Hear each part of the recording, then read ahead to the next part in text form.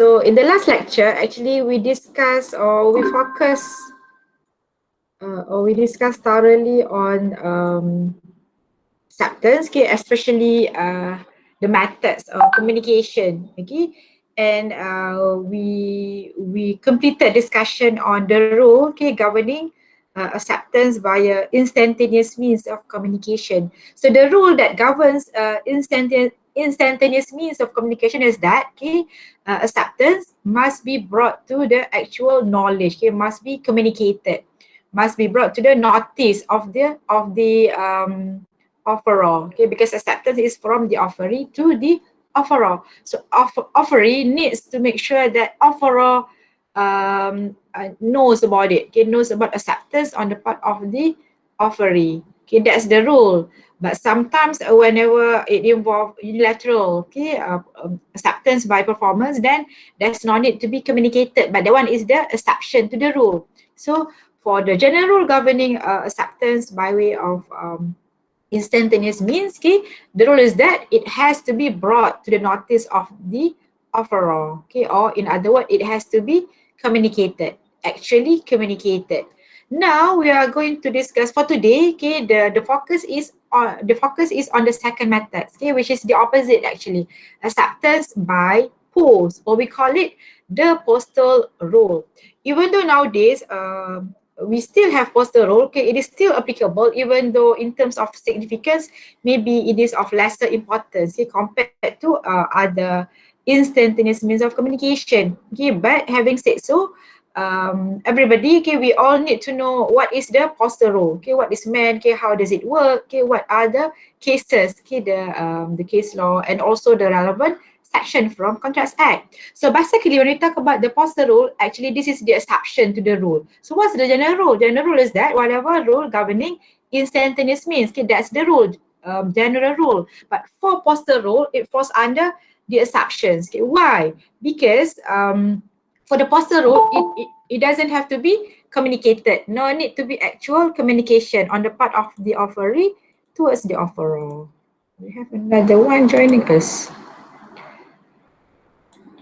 Okay, Rifka Rahmat. Next time, try to be punctual. Okay. Okay, all right. So what's the rule governing post here? So where acceptance by post has been requested or prescribed, meaning that here both parties are agreeable or anticipated that they are going to use post as their medium of communication, and where it is also appropriate or reasonable. So it's reasonable for them to use post. Okay, they have been using post. They have been using post, okay, as the main or the way to communicate with each other. So the rule is that acceptance is complete, is considered done, okay, is effective immediately. When? Immediately right after the letter of acceptance is posted. In other words, the moment the offeree, okay, drop the letter of acceptance in the postal box, okay, post box.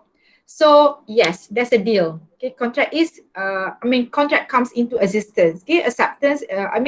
There's a binding contract between them.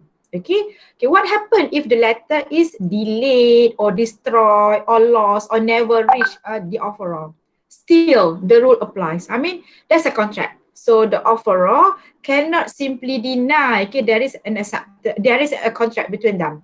Because why? They have been communicating via post, and then they anticipate and they agree to use post. So they have to know what's the rule governing acceptance by post here. Okay, that's the rule actually when we talk about acceptance by post. And for the statutory provision, it is provided under section 4.2a and 4.2b, even though it doesn't say, okay, the provision relates to post, but we infer, or it is by way of implication, because from the provision after this, okay, actually there is a gap of time. So meaning that here, a post involve a gap of time. If instantaneous mean there's no gap of time, okay, it reached the other party quickly, okay, there and then. But for post, there's a gap of time. If you post today, the fastest is you will receive tomorrow most of the time, or maybe you will receive 2-3 days after, or maybe a week after. All right, that's the what happened if the post is used. Okay, so provision, okay, we're going to we are going to look at the provision after this. It provides for the communication of acceptance, okay, where there is a gap of time, okay, between communication of acceptance by the acceptor, okay, by the offeree, and the receiving of that communication by the proposer, by the offeror. Okay. So when we talk about post here, of course, it includes post, okay, the normal, we call it snail mail, okay, and also telegraph. Those days, they are using telegraph. We have another one joining us. Okay, Muaz, next time be punctual. Okay, we want to have a look at the actual provision, which is from Contracts Act. Akmal, also please be punctual next time. Now we have 42 students. Okay, this is the Contracts Act. Section 4, okay, Section 4, it talk about communication when complete, okay. For one, okay, for subsection 1 here is about proposal. So we don't want to focus on proposal. We want to focus on for 2, okay, for subsection 2, clause A and B. So here it says that communication of an acceptance, okay, talk about acceptance here, is complete when. So there are two different scenarios, two different situations here. The first one, as against the proposer, when it is put in the course of transmission to him, so as to be out of the power of the acceptor. Meaning that here, it is complete, okay, it is bind on the proposer, on the offeror, the moment, okay, the letter is posted. Meaning that here put in the course of transmission, the moment it is being posted. So offeror actually cannot revoke. It's too late to revoke. Okay, there's a contract between them. Hey, we have another one. Sonia, next time be punctual. Okay, and then the second situation, okay, it is complete as against the acceptor. The acceptor actually is the offeree. Okay, when it comes to the knowledge of the proposer, meaning that here for the one who posts the letter, okay, he still have the right or the chance to revoke the acceptance. Okay, we're talking about revocation of acceptance. So he can revoke the acceptance, okay, before the letter reach the offeror, the intended recipient. So there are two two different rules here governing proposer, governing acceptor, governing offeror, governing offeree. Okay, acceptor actually is offeree. Hey, why you all so late today? Okay, Fatiha, next time be punctual. Okay, next time I don't want to admit. Okay, if you are so late, all right. So you have to view the recorded lecture. But next time it's the recorded lecture. Okay. All right. Okay, so here, if you look at 2A and 2B, two different rules governing two different parties here. First, okay, whenever offeror, offeree using post, okay, they are using post. So contract is binding on the offeror, okay, the moment the letter of acceptance is posted. So that's it. It's binding on him. No revocation whatsoever, no change of mind, okay. But as against the one who posts the letter, okay, it's not really complete against him yet, okay. Meaning that here, let's say it takes 2 days, okay, for the letter to reach the offeror. So within 2 days, he can actually revoke his acceptance. Don't ask me why. But, the rule is like that. Meaning that here, it's not complete against the one who posted the letter. Okay, so he can still change his mind lah. For example, oh, he doesn't want to proceed with the purchase, so he can revoke his acceptance. But there must be a way lah to revoke before the letter reach the offeror, okay, the proposer. Come back to the slide.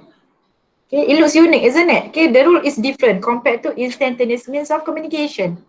Okay, so just now, okay, I have read it to you. We have looked at the provision together. We have 4 to A and 4 to B. Okay, 4 to A is for against the proposer, binding on him, okay, complete against him, and against the acceptor. So mean that here it is later lah, at the later stage, it is binding on the acceptor. Alright, so what's the legal implication, the legal effects, okay, of these two rules here? So when acceptor posts the letter of acceptance, okay, communication, acceptor is offering, okay, communication of acceptance is complete against the offeror. So he can bind, okay, the offeror straight away. So that's why proposer cannot revoke his proposal. But for the one who posts the letter, okay, the acceptor or the offeree, so he has advantage actually, okay, more in advantageous position, better position, okay, because why? He can post the letter, and then stop the proposal from withdrawing, then he bind the proposal straight away. But in the meantime, he can have a second thought. Maybe he doesn't want to proceed. He is allowed to do so, but he must use a faster means, speedier means of communication. For example, he called. Okay, he said, "Oh, please ignore my letter. I don't want to proceed with the contract." For example, it's possible. But on the part of the offeror, no. The moment the letter is posted, too late to do anything. Too late to back off or to revoke the proposal or to revoke whatever thing. The proposal lah, because the proposer or the offeror is the one who proposed. Okay. All right. So how do we know? This is taken from illustration 5. Okay, it's very clear from illustration 5. Okay, you have is it illustration 5? Here. Okay, here. All right, illustration to section 5 actually. Here, A proposed by letter sent by post, okay, to sell his house. Meaning that here they are the contract is about sale and purchase of certain house here. And B accepts the proposal by letter sent by post. Meaning that here the medium of communication is using post those days, I think. Or maybe they are far away from each other, and post is the only medium to communicate. So A, okay, may revoke his proposal at any time before or at the moment when B posts his letter of acceptance. So if A wants to revoke the proposal, make sure it is done before B posts the letter of acceptance. Okay, and because the moment the letter of acceptance is posted by B, A cannot revoke his proposal anymore. Okay, it's too late. It's complete against him. Okay, but for B, the offeree, or we call it acceptor, the one who accepts. Okay, B has the right, okay, legally can revoke the acceptance anytime before or at the moment when the letter communicating it reach A. Here, for example, 2 days or 3 days for the letter to reach A. Within 3 days can still revoke. Okay, but of course, the moment that the letter reach A, then that's it. Okay, the contract is considered as complete, binding on both of them. Okay, not afterwards. So if he has a change of mind, do it before the letter actually reach B lah. Reach A, the proposal. Okay, that's basically what we learn from this illustration. Okay, so we call we come to the conclusion. Acceptor or offeree is more in advantageous position or in a better position because he has more time to change his mind. Okay, to revoke. He thought he wanted to accept, but later he wanted to revoke the acceptance. It's possible. Okay, let's have a look at some of the cases discussing about postal rule. Okay, this is one of the landmark case, common law. If you read any textbook or any reference, any materials regarding postal rule, you will come across this case, very old case. Adams and Linzel, 1818. Two parties here. Defendant was the offeror. So he wrote to the plaintiff proposing to sell certain item here, which is wood, on certain terms.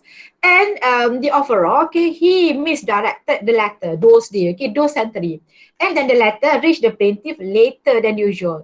Maybe it should reach a plaintiff after 2 days, but because of the certain misdirection here, maybe incomplete address whatsoever, okay, whatever reason. So the letter reach the plaintiff later than usual. Letter and later. Mean that here not as early as he expect the letter to reach.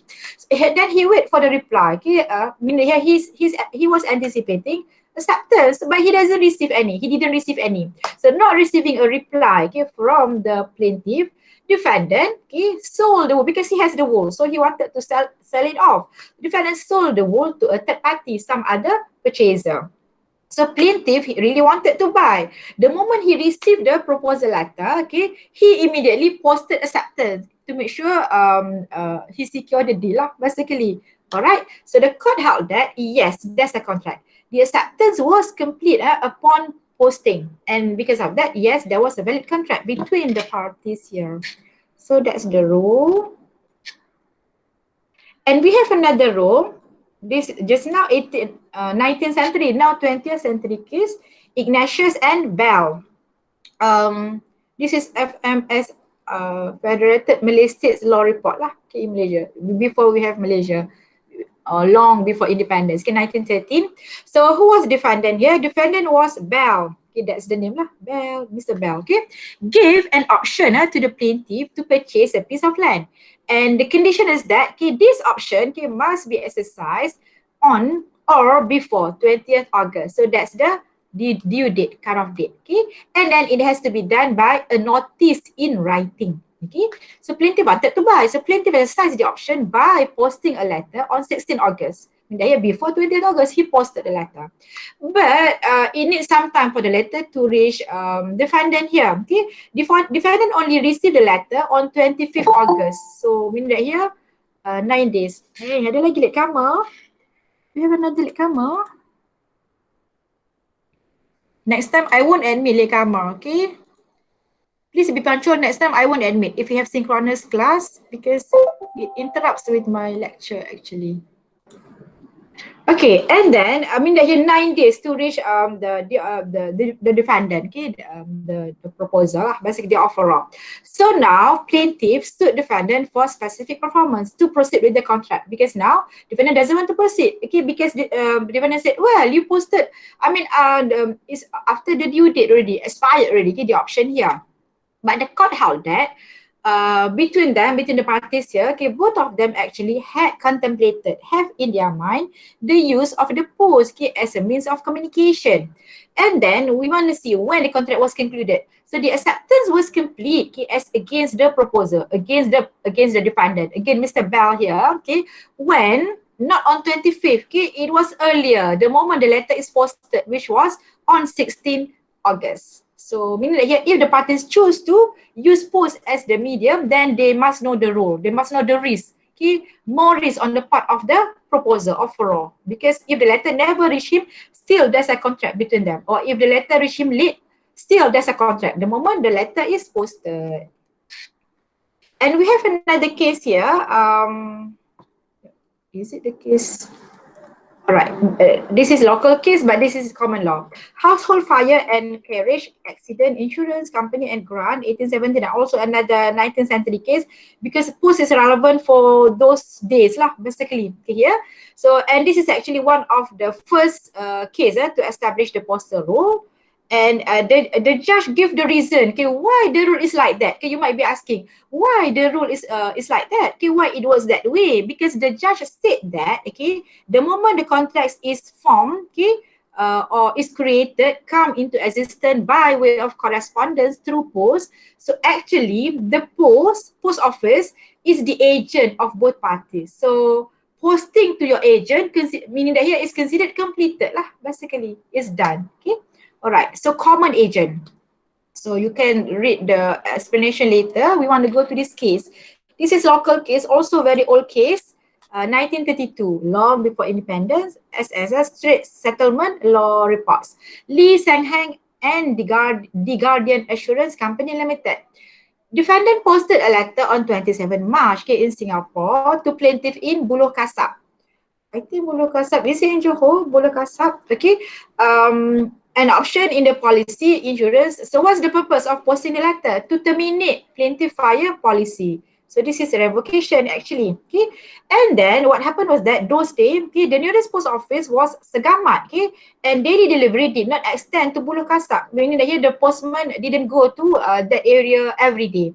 So what's the practice? The practice was to send a postman only when the amount of correspondence justified special journey, meaning that here after some certain numbers of letters, then only the postman will be going there lah, basically. And then, okay, few days later, okay, 27 March, 28, 29, 30, 31st, and then 1st. So around 5 days, okay, or 4 days. On 1st April, the plaintiff's trade, the business was destroyed by fire. So plaintiff needs the fire policy insurance coverage here. And then, of course, the plaintiff premise had been burned down, okay, the whole building. So now the letter could not be delivered, okay, and the letter was returned to defendant in Singapore. So mean that here the revocation or termination letter never reached, okay, the plaintiff here. Now plaintiff said, well, it's not revoked, okay, I never received the letter, okay. Plaintiff now claim under the policy, but defendant said, no, we have actually terminated, we have revoked your policy before the fire occurred. We posted the letter on 27 March, whereas the fire occurred on 1st April. So how to decide this case? Okay, so there are other issues, but we want to focus on the main issue. Okay, whether the post was properly used as a means of communication by the insurance company to terminate the plaintiff fire policy. I think even nowadays, actually, for official correspondence, we still use post. Okay, for especially involving insurance. Okay, I normally receive insurance statement or insurance update whatever by post. Okay, other than they also text, they also send email, but post is the official means actually. Okay, so the court held that in the circumstances of the parties, okay, it was ordinary, something which is common between them, okay, to communicate by post. And before the revocation of policy here, okay, there were actually 34 letters. Okay, I mean they send to each other, exchange of letters lah. So post is the reasonable means of communication, and the parties knows about the risk. Okay, the parties had contemplated that post might be used as a means of communicating. Okay, so now actually we are talking about revocation of acceptance here, not acceptance of the contract here, because the offeror want to revoke, okay, the acceptance, revocation of acceptance. Okay, so but then postal rule sounds unjust kan in some situation, because more risk, okay, to be bore or bear, okay, I mean the offeror bears more risk lah compared to the offeree. But how to prevent or how to evade from this rule? We don't want to apply the rule. Is it possible? Yes. Okay, offeror can specifically exclude the postal rule, meaning that here during the time of contract or proposal, okay, offeror, okay, or the one who proposed can say, well, postal rule is not applicable, or maybe saying that, okay, whatever accepted, it must be received by us, then only there's a contract. Meaning that here postal rule won't be applicable in that particular situation. So in that situation, whenever the letter of acceptance reach the offeror, then only there's a contract. So it's possible, okay, to do that. Otherwise, the court will only apply the general rule of postal rule, okay, which is actually not really balanced lah. Okay, the more risk lies on the proposer who decide to use post. Okay, so he can exclude from application of postal rule on him. Another question, when actually a letter is posted, okay, because sometimes those days especially, okay, for example in rural area, in kampung, you don't go to post office, you just give the letter to the postman kan. Postman come to deliver letter to you, and you give the postman, you give the letter to postman, please post my letter, for example. I did that, okay, when I was a kid, I joined some competition kan, post a letter to the postman rather than to the post office because it's quite a distance. So is it considered as effective? Okay, legally, is it legally recognized here? But actually, the court said that, especially in this case, London, is in a matter of London and Northern Bank here. It is stated that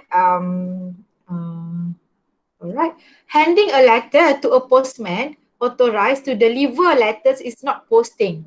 Meaning that here, if the postman, the job scope is only to deliver letters, then if you give the letter to him, then it's not considered as posting. Okay, the proper way of posting is go to the post office and drop the letter into the post box. Then it is considered as posting from the eyes of contract law lah, basically here. But again, it is up to the argument. But this is the rule. This is very classic rule, okay, classical rule that we learn from this case. Okay, now we go to another categories. Okay, we don't put it under instantaneous means because sometimes the parties argue email also is not so instant in nature. But generally, actually, email is instant, or e-commerce kan. The moment you click, then it reach the other party already. Okay, we have the case of Thomas and BPE solicitors, quite recent, not so recent, but 2010 lah. Okay lah, alright, reasonable. So this is case from common law. So English High Court, the court held that the general rule in communication of acceptance is that acceptance of an offer is not effective until communicated to the offeror. So this is the rule governing, okay? And then this applies to acceptance made by some instantaneous means of communication. So we need that here for instantaneous means, including email or e-commerce. So we apply the general rule. We don't apply the postal rule, okay? Because there are two rules here.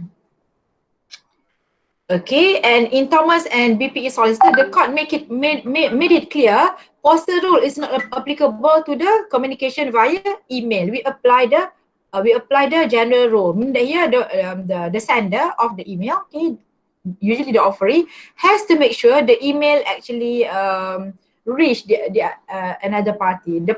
Another party, the offerer, is aware of the acceptance by email here.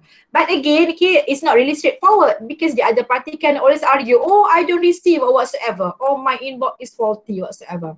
So on that basis, okay, the court also will look at the intention of the parties, whether they are ready to be bound straight away or not, okay, and what's the business practice, what's the practice of e-commerce, okay, and also the court will look at where the risk should lie, okay, who should bear the risk here, okay, when you decide to use by a way of email, okay, or e-commerce, there will be risk kan. And remember we discussed about the case of Singapore, the mistake of the price kan, e-commerce. So there's always the risk here, okay, the risk is on the seller or on the buyer. So the court said that here, the answer does not appear to me, to the judge, to be clear in the present case. So sometimes it's quite complicated. There are lots of things that the judge has to consider. But the court made it clear, postal rule is not applicable. So usually we apply the general rule, which means it has to be actually communicated. Okay.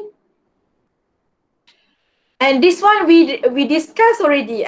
Not really discussed. I mean, I asked you to read the case kan, Parimala Mutusami, and I have made it clear. You must be clear when you prepare your summary when the acceptance took place. Okay, when when was the offer took place? When was the acceptance took place? So I think those who did the summary, I mean, they are very clear with the facts of the case and with the rule lah. Okay, that one actually falls under acceptance by conduct. Okay, Parimala Mutusami. So we want to compare with this common law case, or we call it car park case. Okay, it involves car park. So this is 1971. Earlier compared to Parimala 1997. 1971. So for Taunton and Shoe Lane parking here, the court held that the offer is made, okay, when the proprietor of the machine holds it out as being ready to receive money. Okay? But there are many variations nowadays kan. It's not necessarily that you pay straight away kan. Sometimes you get the token or you get the ticket, or maybe you pay or you touch and go. So many variation. But what is important is that proprietor, okay, of the car park is ready to accept you as the guest lah, or as the customer. Okay. So the acceptance takes place when the customer did something, okay, in response to the offer, okay, by the proprietor. So acceptance take place when the customer put his money into the slot. So when customer did something, I mean by way of act lah, you touch your card, or you take the coin, or you take the card, okay, that you are going to pay later. So that actually indicates acceptance. Okay, whatever terms, it has to be there. Okay, especially if it contains assumption clause, it has to be made to the attention of the customer. Sometimes there's a display kind of the most of the time. Okay, you can read how much you have to pay, okay, blah blah blah, and also exemption clause most of the time. Okay.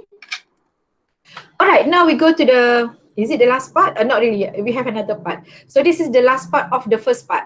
Revocation, okay, from the word revoke, but when it comes noun, then it is pronounced as a revocation. So revocation of acceptance. How do you revoke acceptance? Just now, communication of acceptance. Now, how to revoke? We discussed actually indirectly just now. Okay, we discussed illustration to section 5, especially whenever it relates to postal rule. It has to be done, okay, before the letter of acceptance reach, okay, the offeror. Okay.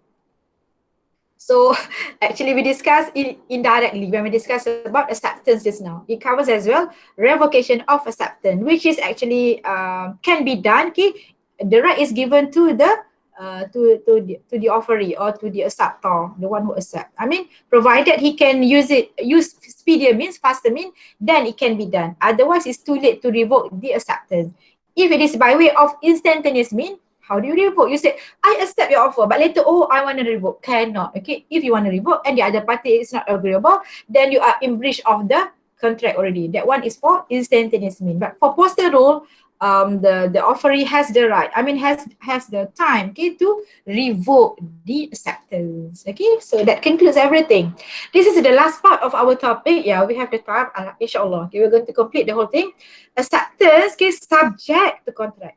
Okay, when we discuss about proposal, the topic proposal or offer, we also discuss about conditional offer. Okay, whenever offer contains certain conditions and the other party has to do the conditions. Okay, what if now it's about the acceptance? Okay, what if the acceptance is made subject to contract? As if there's another contract for the party to sign or to enter. What happened? Okay, what's the rule or what's the legal implication? It is always relevant whenever it involves sales and leases of land or even building or usually landed property. Okay, property lah. Alright. So it is customary, something which is a custom, typical, common for the agreement to be expressed as being subject to contract because it involve big property and big amount of money most of the time. That's why it is made subject to contract. So what's the rule here? What's the legal implication when there's a word subject to contract here? Phrases, okay? Usually, in most of the situation, okay, the court would be inclined, okay, to hold, okay, to come to the decision that there is no contract yet because it is made subject to contract. Meaning, yeah, the moment you have a contract, okay, the contract that you refer to subject to contract, then only you have a contract. Okay, at the moment of time, no contract yet. Okay, but again, there are two approaches here. In some other exceptional situations, even though there's a phrases subject to contract, but there's a contract straight away. Okay, subject to contract here refers to a little thing which doesn't affect the foundation of the contract. So the contract comes into existence there and then, but generally no. Make sure you are clear with the rule, then you are okay because what follows after this is just some of the example of the cases, okay, to illustrate the implementation, how the rule is being applied basically. Okay, so why is that so? Why the rule sounds like that? Okay, you might be asking. Basically, the inclination of the court is that because the word here, okay, the word subject to contract, it negates, negative lah, it negates the intention to create legal relations straight away. As if the parties are not ready to be bound straight away. Don't intend to be ready. Don't intend to have a contract straight away. Okay, and then remember, okay, when we talk about acceptance, we have the mirror image rule. Okay, so acceptance, okay, actually when you put it subject to contract, it does not correspond, okay, with the terms. Okay, the proposal doesn't say subject to contract, but acceptance says subject to contract. Mean that here this is a new and further condition, or we call it this is qualified acceptance. You put in another new condition, which is subject to contract. Okay, we go to section 7A. I think we read already last time. Okay, we read last time the section 7A is about absolute and unqualified. So if the offeree, okay, includes the phrases subject to contract, it is not absolute and it is qualified in that particular situation. Okay, we go back to the slides. Okay, remember, Kevin, that here in other situation, okay, the court might hold that there is a contract despite the word subject to contract, as if the court ignore, okay, the implication of the word subject to contract. Because why? Meaning that here from the evidence, okay, from the circumstances here, it shows intention, okay, that the agreement should be binding from the very beginning. The parties are ready to be bound straight away from the outset, from the very beginning. So subject to contract phrases here, it has lesser importance. It doesn't affect the contract that the party has created. But this is only exceptional situation. Generally, the moment the parties put in subject to contract, meaning they are not ready to be bound at the moment of time. Okay, but exceptionally, yes, they are ready to be bound from the intention of them. Okay, you read the case of Guha Majumdar kan, that one about negotiation. So they could look at the intention of the parties actually. Okay, whether is it still negotiation or is it that you are ready to enter into the contract straight away. Okay, the court will actually examine and then the court will come to the conclusion, make the observation. Okay, let's go. Okay, so usually the main factor that the court will consider is intention. What's the intention of the parties? The real intention of the parties here. So this is the case, one of the leading cases discussing the impact of the word subject to contract. Okay, the case is from Australia. So okay, Commonwealth cases, it has persuasive authority, persuasive the value, okay? I mean, it's not binding, okay, on Malaysian court, but then it has high value, persuasive lah in nature. So here, especially whenever our contract side is silent on this, okay, I think we don't have any specific provision which mention about subject to contract. Only that part, unqualified and absolute. So it doesn't talk about what's the implication of subject to contract, because this is actually the detail of it. So it has to be resolved by looking at or by reference to case law. And this is one of the cases which discuss thoroughly, okay, on this issue. So for Masters and Cameron, it involved an agreement, and then it was reached to sell a farming property. So it's about sale and purchase of certain farming property on certain terms, obviously.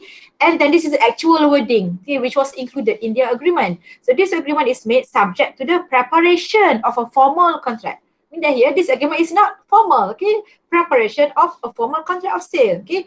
Which shall be acceptable to my solicitors on the above terms and conditions. So that's the word.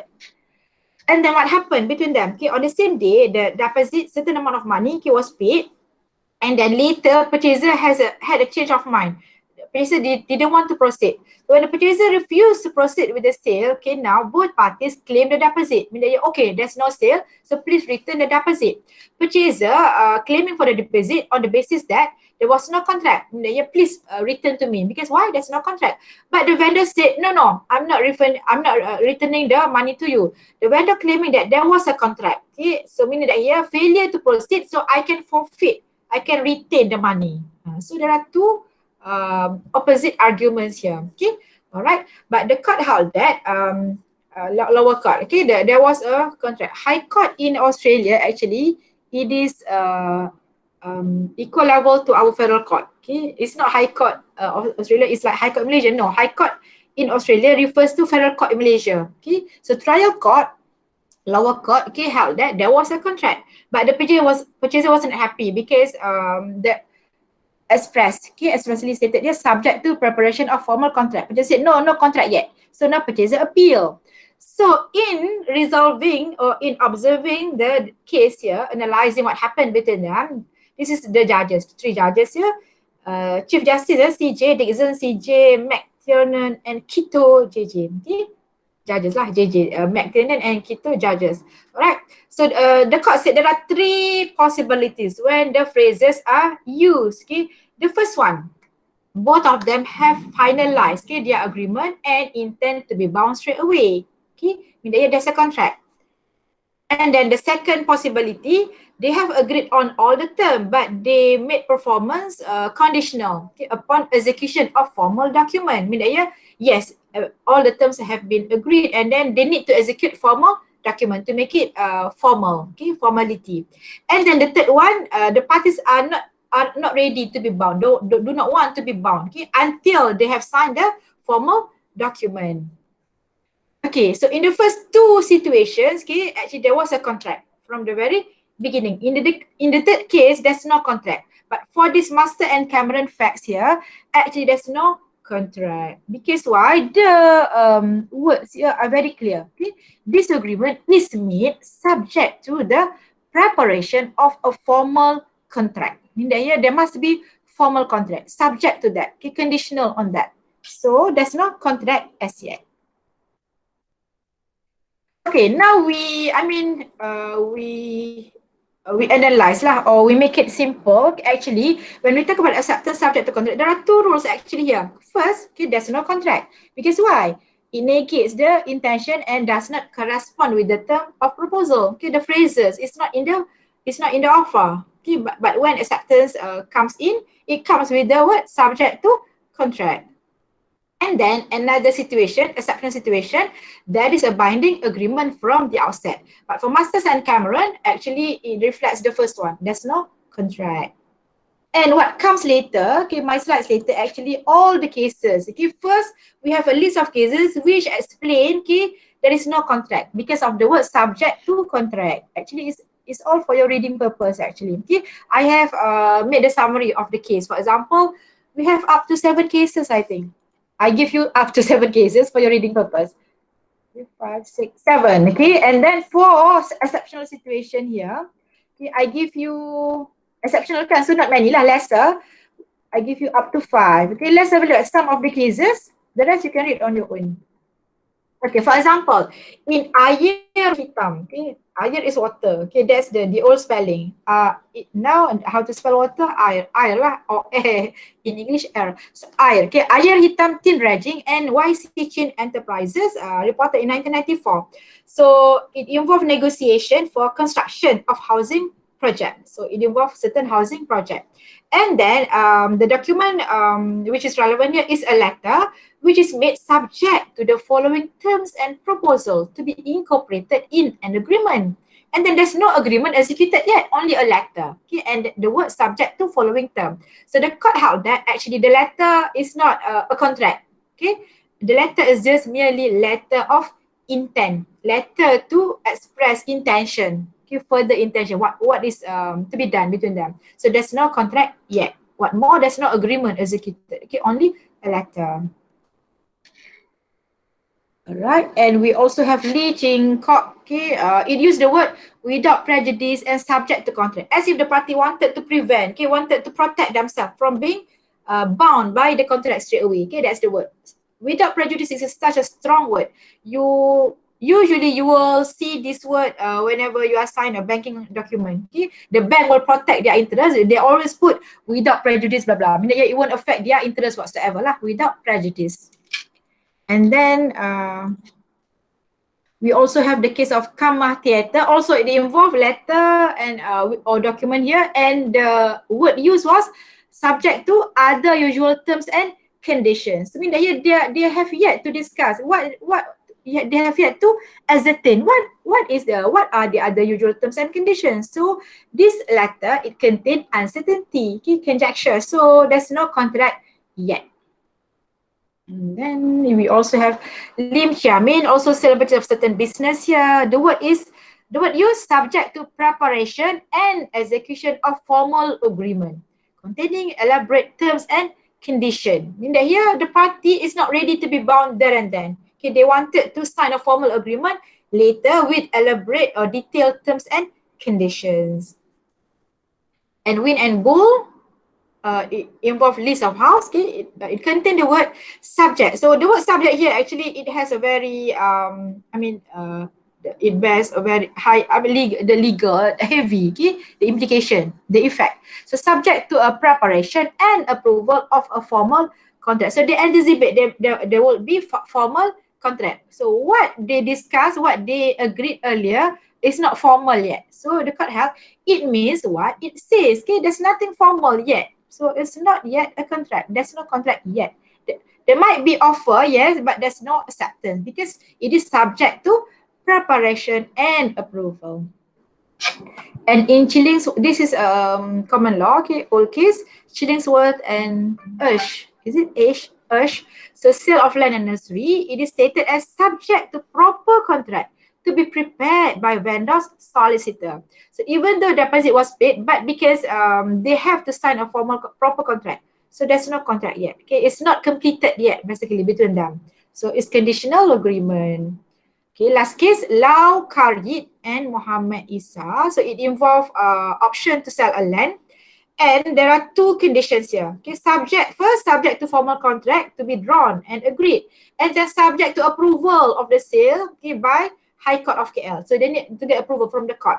So later, defendant doesn't want to proceed, okay, to sign the agreement. Plaintiff still wanted to proceed. Okay, so plaintiff asked for specific performance, okay, to specifically perform the contract. Or if you don't want to perform, pay me compensation lah, damages for breach of contract. But the court said actually there's no contract yet because it is made subject to these two things. Okay, it's conditional. Okay.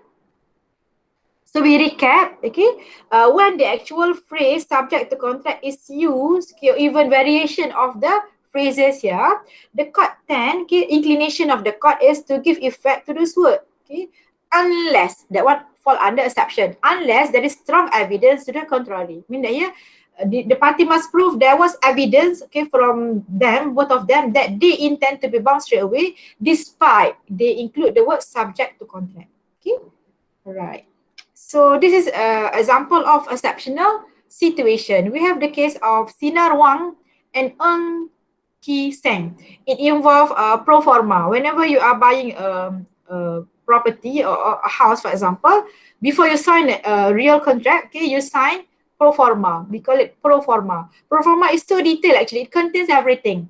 Okay, so despite the word subject to contract, pro forma is part of the contract actually. Okay, it's considered as binding. So meaning that here, both parties cannot simply change mind lah, cannot simply withdraw, or I mean, cannot simply say, oh, there's no contract yet. Actually, there's a contract already by virtue of pro forma. So pro forma is a strong evidence to the contrary. So despite the word subject to contract, there's a contract already. Okay, there's a concluded contract. So this is the judgment by Court of Appeal. So high weightage. Sinar Wang.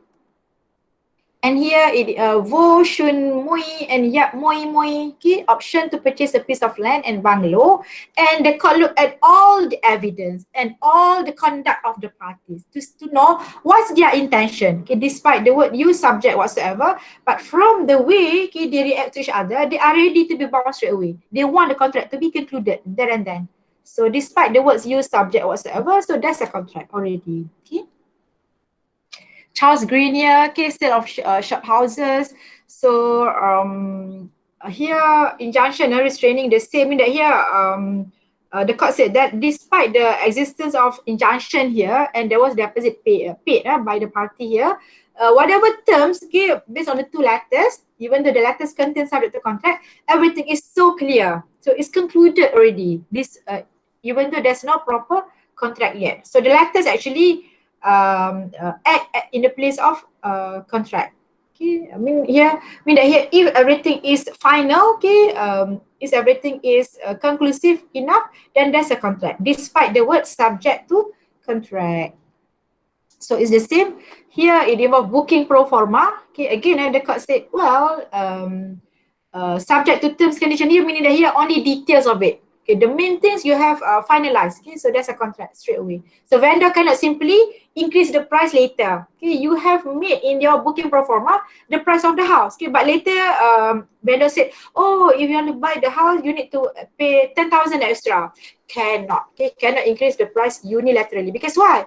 There's a contract straight away. Okay, at the booking pro forma stage. Okay, this protect the purchaser actually of a house. So that's why we need pro forma. And also the purchaser cannot simply change mind, okay, and say, oh, I don't want to buy, I want to buy another house. Cannot. Okay, you have made the decision to buy, you sign, okay, you pay, so it's too late for you to back off lah. Basically, you will be in breach of contract. And it's the same here, Diamond Peak and DR Tweedy. What the name? Cute name, Tweedy. So here, the court look at this letter, the real wording here. Thank you so much for your letter.